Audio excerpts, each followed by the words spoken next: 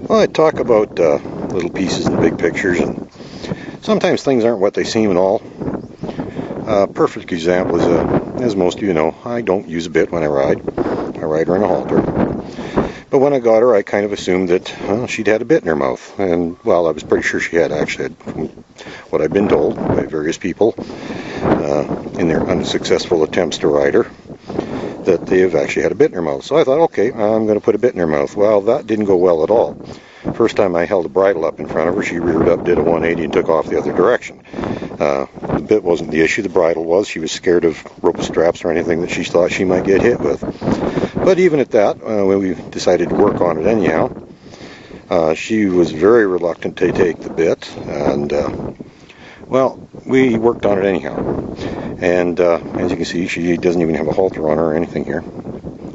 And we're going to put the bit in her mouth here. And there you go. Done. I haven't ridden her in a bit. I haven't used a bit on her in 2 years. But she even, like I said, I got no control over her right now. She's not tied, not even a halter on her. I can still put a bit in her mouth.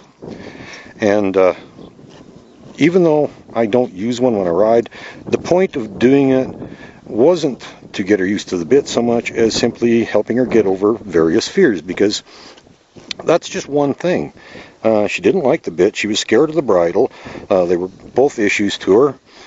But I worked on that because that's going to make other problems better. A lot of times when you're working on one thing, you end up solving something else entirely different. And that's just one of the many things that happened with her is I got her used to taking the bit, not because I use a bit, not because I really give a crap about a bit, but because I wanted her to get used to trusting me to do anything I want with her, stick anything I want in her mouth. So guess what? Next time I have to worm her, it's not a problem. If I have to check her teeth to see if they need to be floated, not a problem. If I need to handle her face and head extensively for whatever reason, not a problem, because she trusts me. Why? Because I worked on her issue with the bit and bridle. She had a problem with that. Do I use a bit and bridle? No, I don't. But that's not the point.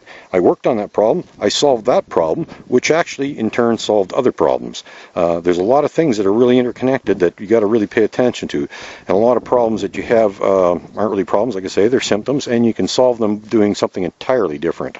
There's always a bigger picture, and there's always little pieces. Have a good day, folks.